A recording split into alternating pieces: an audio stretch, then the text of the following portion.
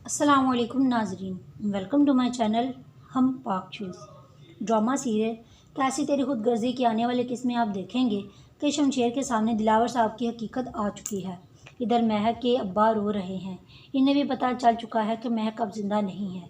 आने वाली किस की मुकम्मल कहानी में आप सब देखेंगे कि महक के एक्सीडेंट के बाद शमशेर बहुत ज़्यादा परेशान हो चुका है, अकेला रहने लग गया है। इसकी आंखों में आंसू हैं। वो परेशान है कि इसने एक इंसान के साथ मोहब्बत की, वो भी उसे छोड़कर जा चुकी है।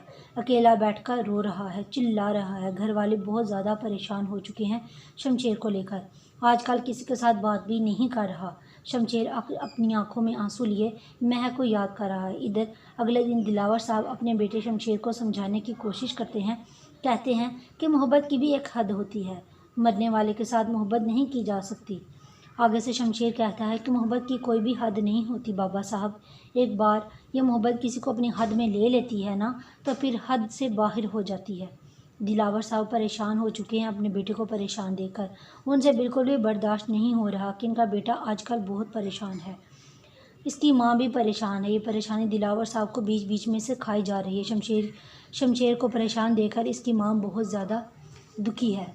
वो बाहर आकर फरवा और सूफिया के पास बैठ जाती है। कहती है कि वो पहले जैसा नहीं रहा, इसके अंदर तो वो बात ही नहीं रही जो पहले थी। आजकल किसी के साथ बात भी नहीं कर रहा। फरवा कहती है कि मुझे उम्मीद है कि आने वाले वक्त में वो बहुत जल्द ठीक हो जाएगा। लेकिन शमशेर की माँ कहती है कि जिसने जाना था वो चली गई, लेकिन हमारी ज़िंदगी में अजाब छोड़ गई है। मुझसे अपने बेटी की परेशानी बिल्कुल भी बर्दाश्त नहीं हो रही। शमशेर की माँ सूफिया को कहती है कि बेटा तुम कोशिश करो कि शमशेर के करीब हो जाओ, इसके साथ बात करने की कोशिश करो। मुझे उम्मीद है कि वो जब तुम्हारे साथ रहना शुरू हो जाएगा तो वो महक को भूल जाएगा।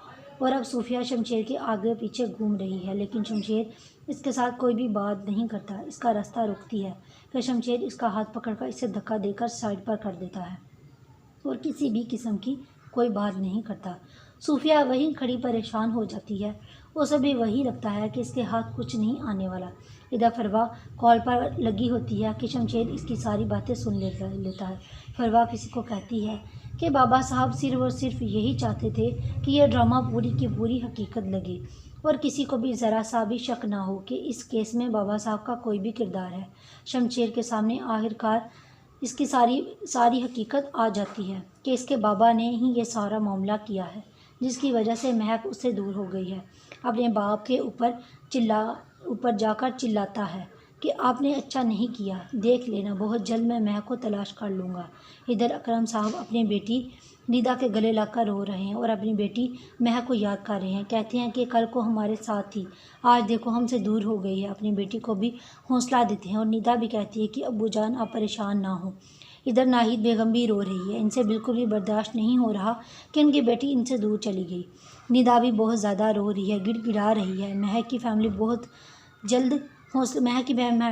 जल्द हौसला हो जाएगा जब इन्हें पता चलेगा कि महक जिंदा है।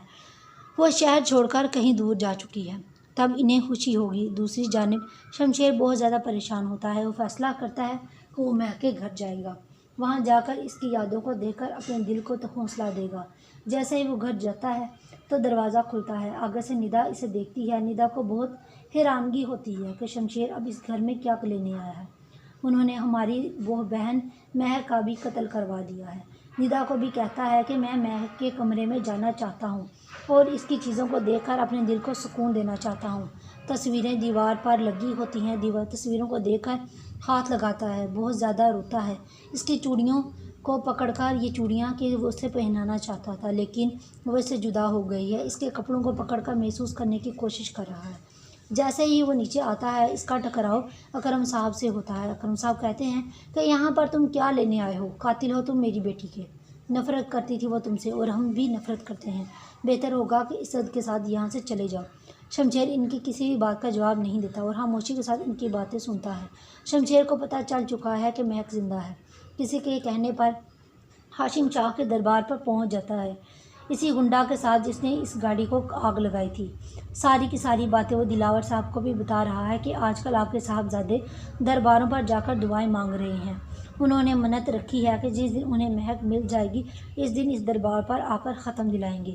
شمشیر دربار پر جا کر دعائیں مانگ رہا ہے کہ اللہ سے کہ اسے جلد از جلد مہک مل جائے۔ ادھر گھر آ کر صوفیہ دوبارہ سے گھر آ کر اس کا راستہ روکنے کی کوشش کرتی ہے اور اس کا ہاتھ پکڑ لیتی ہے۔ یہیں پر شمشیر چلا اٹھتا ہے کہ تمہیں مسئلہ کیا ہے؟ تم نے جو بھی سوچ رکھا ہے آئندہ کبھی بھی میرے راستے میں مت آنا۔ یوں صوفیہ اس کے بعد اس کے راستے میں کبھی بھی نہیں آئے گی۔ دوسری طرف مہک دوسرے شہر میں گھوم رہی ہے۔ جیسے ہی وہ رکشہ سے نیچے اترتی ہے تو اس کا سامنا آخر کار شمشیر کے ساتھ ہو ہی جاتا ہے۔ وہ بہت دنوں سے اسے تلاش کرنے کی کوشش کر رہا ہے۔ آخر کار اس کی محنت کام آ ہی گئی۔ اس کی آنکھیں کھلی کی کھلی رہ جاتی ہیں۔ شمشیر اسے کہتا ہے کہ آخر کار تم نے خود کو مجھ سے دور کیوں کیا، کیوں چھپایا؟ میں نے تمہارے ساتھ محبت ہی کی تھی نا۔ پر وہ اپنا سامان چھوڑ کر وہاں سے بھاگ جاتی ہے۔ پیچھے پیچھے شمشیر بھی بھاگ رہا ہے۔ مہک بہت زیادہ ڈر جاتی ہے۔ وہ کمرہ بند کر لیتی ہے۔ شمشیر اس کے پاس نہ آئے۔ وہ دھکا دے کر دروازہ کھول لیتا ہے اور اسے منہ سے پکڑ کر کہتا ہے کہ اب تم کہاں جاؤ گی؟ اس کا ہاتھ پکڑ کر بیڈ پر دھکا دے مارتا ہے۔ کہتا ہے کہ اب تمہاری زندگی میرے نام ہے۔ لیکن آگے سے مہک کہتی ہے کہ مجھے تم کبھی بھی نہیں پا سکتے۔ نفرت ہے مجھے تم سے، تمہارے وجود سے، تمہارے احساس سے نفرت ہے مجھے۔ لیکن آگے سے شمشیر کہتا ہے کہ اب تم میری ہو جاؤ گی، جیسے بھی ہو میں بہت جلد تمہارے ساتھ نکاح کر لوں گا۔ نکاح کے بعد آخر کار مہک رہنا تو شروع ہو جائے گی لیکن اس کے ساتھ محبت نہیں کرے گی۔ وقت گزرنے کے ساتھ ساتھ ایک دن مہک کے پاس کھڑا شمشیر کہتا ہے کہ ایک دن آئے گا جب میں تمہاری اس نفرت کو محبت میں بدل دوں گا۔ لیکن جب وہ دن آئے گا اس کے بعد شمشیر رہے گا ہی نہیں۔ مہک کو آخر کار محبت ہو ہی جائے گی شمشیر کے ساتھ۔ وقت گزرنے کے ساتھ ساتھ شمشیر کی ماں بالکل بھی نہیں چاہتی کہ وہ اس گھر میں رہے۔ فروا اسے تنگ کر رہی ہے کہ اس لڑکی کو کیوں لایا ہے۔ ایک دن بہت بڑے حادثے میں آخر کار شمشیر کی جان چلی جائے گی۔ تب دلاور صاحب کو بھی عقل آ جائے گی۔ اس نے اپنے بیٹے کے ساتھ بہت غلط کیا ہے۔ گھر میں آئے گا تو اپنی بیوی کو بے ہوش پائے گا۔ وہ شمشیر کی تصویروں کو پکڑ کر وہیں پر بے ہوش ہو چکی ہے۔ دلاور صاحب بہت زیادہ پریشان ہو چکے ہیں۔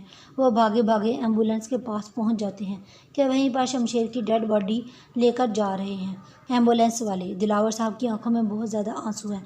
آخر کار وہ مہک کی زندگی دوبارہ تباہ ہو گئی۔ اسے محبت تو ہو ہی گئی تھی شمشیر کے ساتھ۔ وہ گھر آ کر بہت روئے گی۔